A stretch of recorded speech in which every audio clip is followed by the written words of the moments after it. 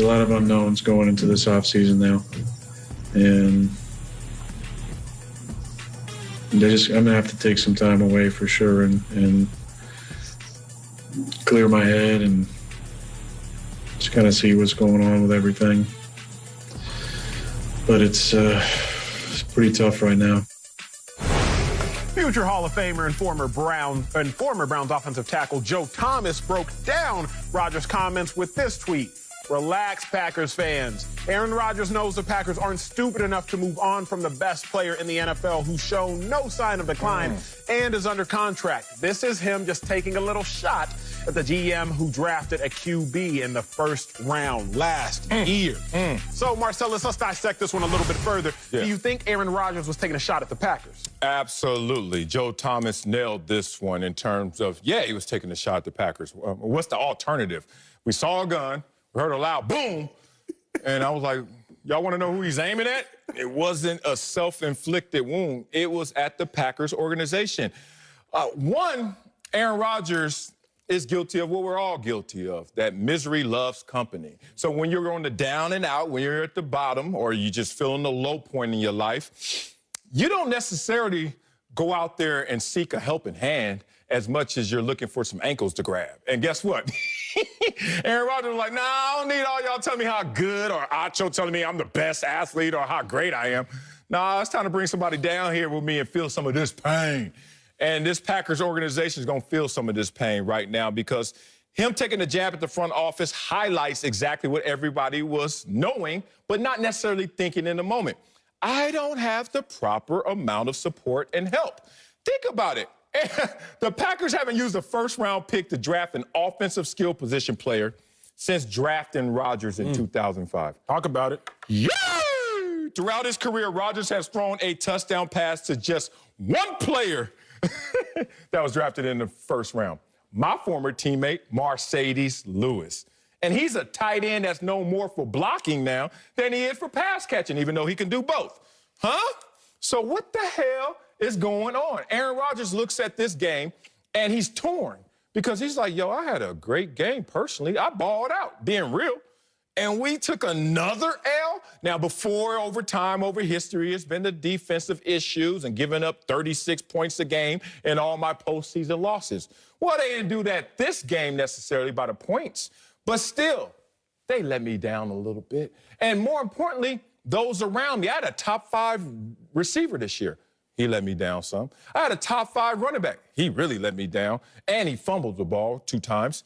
The point is, Aaron Rodgers was looking for ankles to grab, bruh, and the organization is not exempt, not absolved from that as well. Big dog, I'm going to deviate from my notes because you know this. I'm not a robot. When you come up here and talk, I react and respond. My dog. I remember watching something one time, and it was like, I'm not saying it's you, but let the finger of truth fall where it may. Ooh. Right? Still So I think Aaron Rodgers, he wasn't taking a shot at the Packers management. He was just shooting. Now, if my shot happened to hit you, then it hit you. Think about it, big dog. He didn't tell a lie. No. Let me tell y'all something that y'all may not realize. Aaron Rodgers said so many people's futures are up in the air. Now, we heard this. We were like, yeah, Aaron Jones is an impending free agent. Yep. Yeah, there are a couple defensive linemen who are impending free agents. He wasn't talking about them. What if he was talking about himself? 30 quarterbacks, Marcellus, have been drafted in the first round in the 2010s. 30 quarterbacks drafted in the first round of the 2010s. All started games their rookie season except one, Jake Locker. He started the next season. So 30 quarterbacks, big dog, drafted in the first round in the 2010s. All of them but one became starters their rookie season. The one who didn't start their rookie season started the next season. 15 quarterbacks were traded up since the 2010s to be taken in the first round. All of them started their rookie seasons.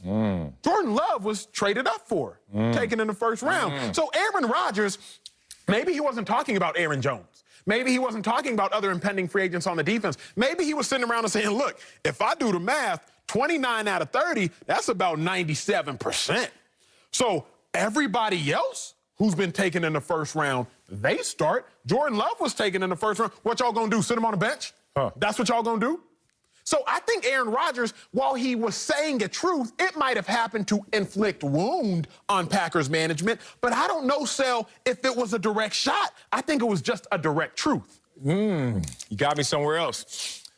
Okay, The issue with using those stats are typically when you have someone on Aaron Rodgers' level, you don't even draft in the first round at that position, right? That's good. But let's talk about Jimmy G, who wasn't even drafted in the first round, but still caused this type of turmoil, even though it was behind the scenes. It started to bleed over to the point where we took notice of it, in part the rift that started the divorce for Tom Brady and the New England Patriots.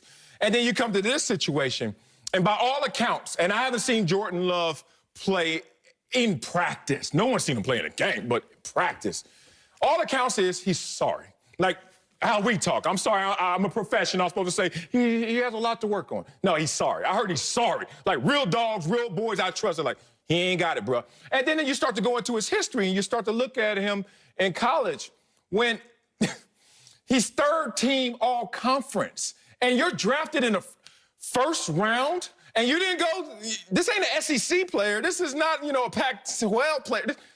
Ooh. So Aaron Rodgers is sitting there like, not only did you draft in my position, you might not have drafted the right guy. And even if he's the right guy at my position, he can't help us right now.